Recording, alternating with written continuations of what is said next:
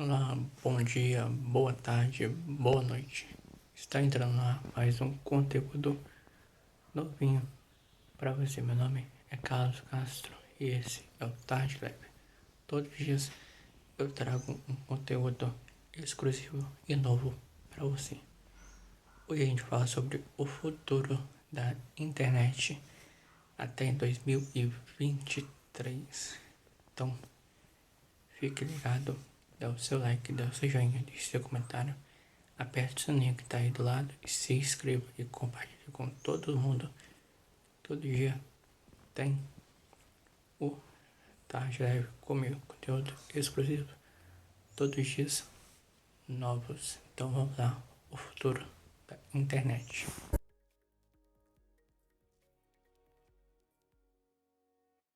Hoje é um excluído digitalmente e isso implica em uma série de problemas, né? Inclusive de cidadania, né? Quando você fala de governo eletrônico, acesso a serviços públicos, esse tipo de coisa. Então nós temos uma realidade de alta tecnologia de conectividade e isso acaba gerando uma preocupação, sobretudo para o Estado, de querer proteger o cidadão. A gente está em torno de 80% da população brasileira acessando a internet. Não quer dizer que são pessoas que têm um acesso exclusivo para elas, aí varia muito, né, de acessos domiciliares, acessos Wi-Fi, pessoal que usa internet essencialmente pelo celular. As pessoas querem banda larga, principalmente pelo celular. Então, ele foi o mecanismo indutor da inclusão da população. Ao mesmo tempo que se impulsiona a tecnologia, deve-se trazer também as salvaguardas necessárias para a proteção do indivíduo nesse novo ambiente, que é o ambiente digital. A importância da tecnologia para a integração e inserção social é porque a integração traz a conectividade entre as pessoas. E a inserção social gera oportunidade. Por exemplo, você olha nas periferias do país, o jovem só pode ter inserção social pelo futebol ou pela música. Hoje, com a tecnologia, ele pode desenvolver uma startup, ele pode gerar soluções para a sua comunidade e pode facilmente acessar conhecimentos do mundo todo. Os processos de inovação e de desenvolvimento, eles se tornam acelerados e, ao mesmo tempo, para os indivíduos, há um nível também de aceleração, que gera problemas, como a ansiedade informacional ou uma necessidade, muitas vezes, que se cria de estar conectado. A própria tecnologia que facilita a vida do cidadão, ela também aumenta os riscos de invasão ou de exposição da sua privacidade. Será que o cidadão tem noção do que é a privacidade?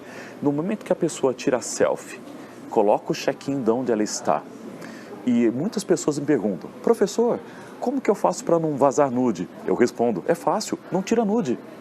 Então, se as pessoas querem ter privacidade, elas têm que ter a noção clara que a privacidade começa pelo comportamento pessoal.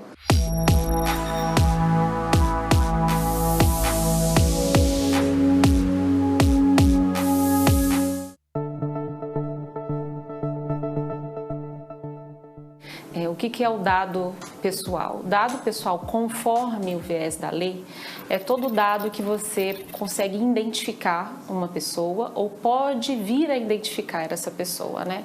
Então, por exemplo, o nome, o RG, o CPF, o endereço daquela pessoa, e por muitas vezes esses dados de uma forma cruzada, ela faz com que você entenda quem é aquele indivíduo.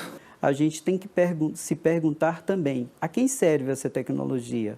A quais interesses? A quais projetos elas estão vinculados do ponto de vista da inclusão ou da exclusão ou apropriação da informação, né, como um direito fundamental, sem que meus dados pessoais possam ser apropriados e sejam vendidos, sejam comercializados sem eu saber. Se nós fôssemos pensar aqui, quais são os grandes recursos que nós conhecemos historicamente, né? O mais presente, o que vem mais rapidamente para nós, é o petróleo. Não é? O petróleo como sendo um recurso que mudou até a geopolítica mundial. Então, quando a gente está dizendo que o dado é o novo petróleo, nós estamos dizendo nessa magnitude. Quer dizer, o dado hoje, ele pode estar mudando a forma como o mundo se distribui, certo? Como a riqueza é distribuída no mundo, como a economia no mundo se comporta. Porque com os seus dados é possível se determinar gostos, preferências, é possível se determinar a quantidade de produto que tem que ser fabricado. Quantas pessoas gostam de uma camisa de tal cor, feito com tal tecido? Eu posso prever a minha produção se eu conheço os gostos e preferências dos cidadãos. Então tem uma parte totalmente benéfica ao se obter dados de titulares cidadãos. O que eu não posso? Obter dados excessivos que tirem a privacidade de cada um de nós. Há uma série de comportamentos que são praticados através da internet, com o uso desse instrumento de tecnologia, que não tem um respaldo, não tem uma previsibilidade no ordenamento jurídico, especialmente no ordenamento jurídico penal, criminal.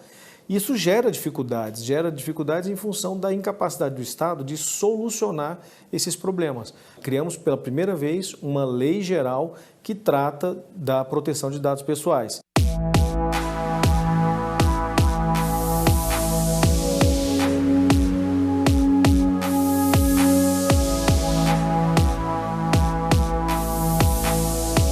A perseguição, o stalking, o cyberstalking. Não há uma previsibilidade específica sobre esse tipo de conduta. Uma que recentemente se tornou crime, a vingança pornográfica.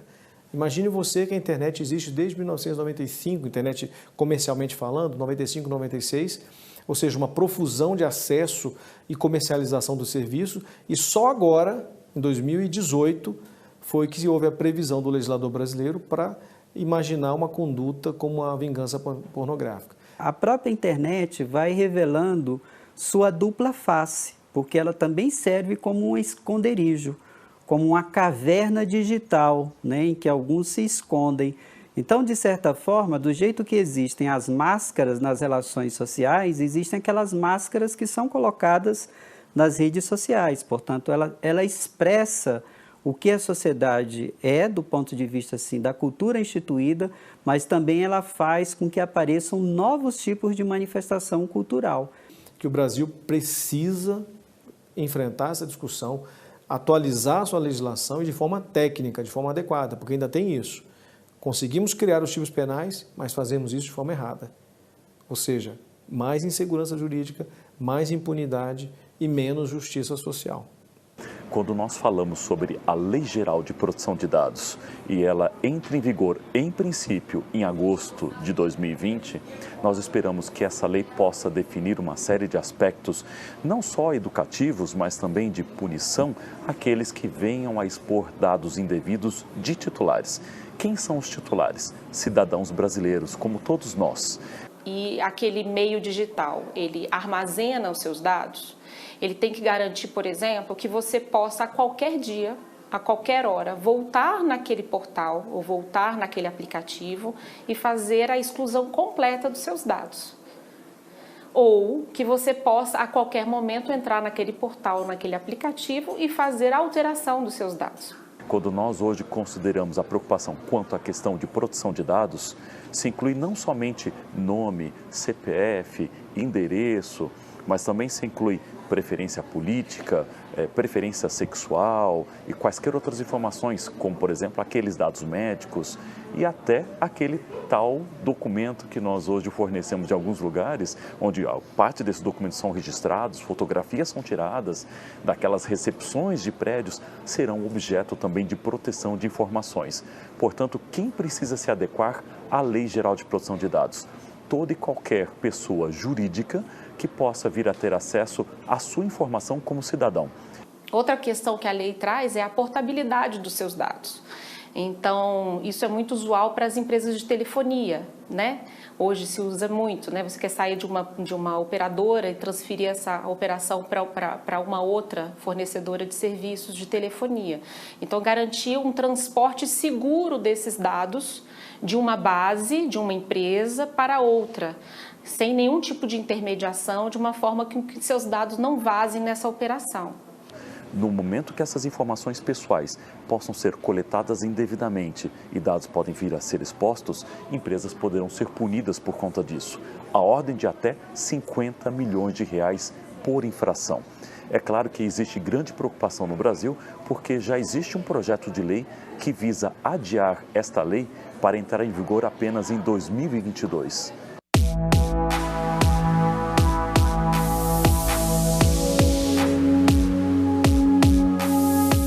para o brasileiro tem sido desafiador, por vários aspectos. Primeiro, pela falta de cultura, pela falta de experiência, pela falta de conhecimento em torno do assunto. E segundo, porque o Estado brasileiro não está pronto para entregar a efetividade dessa lei. Então, nós não temos, por exemplo, até agora, uma autoridade de dados instituída.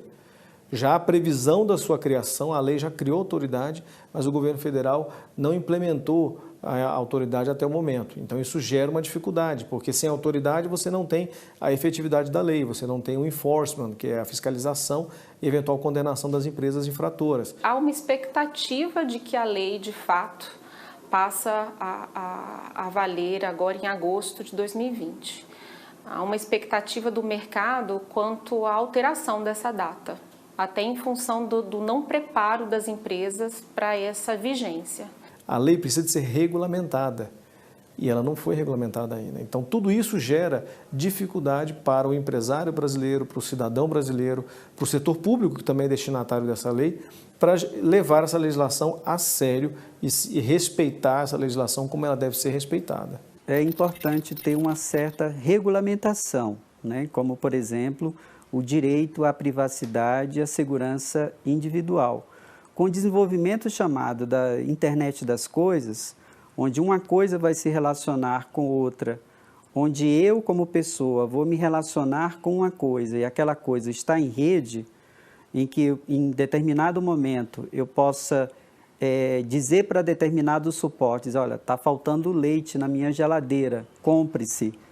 E aquele equipamento já transmite aquele dado para um supermercado, que tem as minhas informações bancárias, que debita na minha conta, tem elementos de segurança que merecem ser regulamentados nesse aspecto. Tem outros aspectos também que são importantes, como o próprio direito a preservar a sua memória. Que imagens eu tenho do meu passado que eu não quero que estejam no meu presente? Será que eu devo fornecer o meu CPF à farmácia toda vez que eu quero desconto em medicamentos?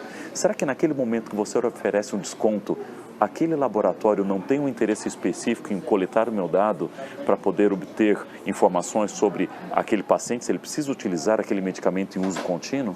Será que isso pode comprometer, entre outras coisas, uma empregabilidade? Porque se alguém souber de uma doença que eu possuo, isto pode me evitar ou dificultar a minha vida para ingressar numa empresa como funcionário, se eu tiver uma doença pré-existente. Portanto, se alguma coisa for de graça, certamente o produto será você. Eu creio que a internet vai nos desafiar constantemente nesse campo das relações sociais, inclusive não só do ponto de vista do direito, mas do ponto de vista ético e nas nossas condutas morais. Empresas grandes como Google, Facebook, já foram multadas por exporem dados de titulares, ou seja, cidadãos europeus, de uma maneira indevida. É claro que essas multas, em algumas delas, são até reincidentes, dado o tipo de volumetria de informações que são hoje prestados. A proposta da lei é olhar para frente efetivamente. Claro que ela busca resolver o passado, mas ela olha para frente. E o que ela enxerga quando ela olha para frente? Ela enxerga um mundo em que as novas tecnologias e as tecnologias de hoje existentes, elas passarão a se adaptar à necessidade de proteger a privacidade do indivíduo. Então, inteligência artificial, conectividade 5G, qualquer que seja a proposta que se crie, ela vai ter de enxergar um caminho para se desenvolver com balizas, com balizadores, que são o respeito à privacidade e o respeito à proteção de dados. Isso é muito positivo. O cidadão que confia que os seus dados estão protegidos, que os seus dados não vão vazar, não vai ser feito um uso indevido, um uso inadequado desses dados, ele tende não só a consumir mais os serviços e produtos, como entregar mais dados. Mesmo com os vazamentos que ocorreram no Facebook e os escândalos que surgiram com a Cambridge Analytica, as pessoas continuam usando o Facebook. É claro que a quantidade de usuários decaiu, mas as pessoas mudaram para o Instagram, que também pertence ao Facebook. Portanto, você saiu de um lugar e foi para outro. Você continua expondo seus dados e as pessoas ainda continuam querendo o joinha. Eu acredito que a inteligência artificial ela vai ser capaz de prever diagnóstico médico ou auxiliar os médicos num possível erro de diagnóstico. Eu acho que a inteligência artificial vai ser capaz de prevenir determinadas doenças. No futuro, não tão distante, você vai tomar uma pílula, ou talvez você vai engolir um sensor.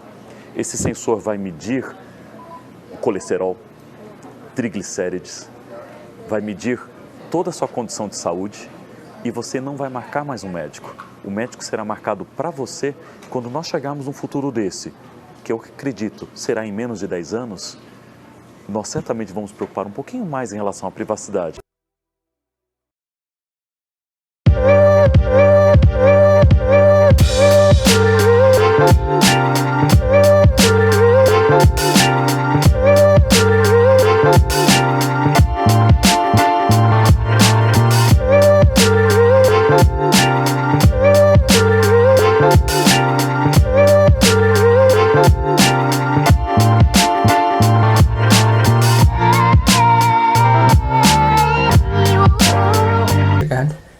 Até o final, não pular do vídeo nenhum, chegar até o final e vamos agradecer muito para vocês ter chegado aqui conosco. Vocês...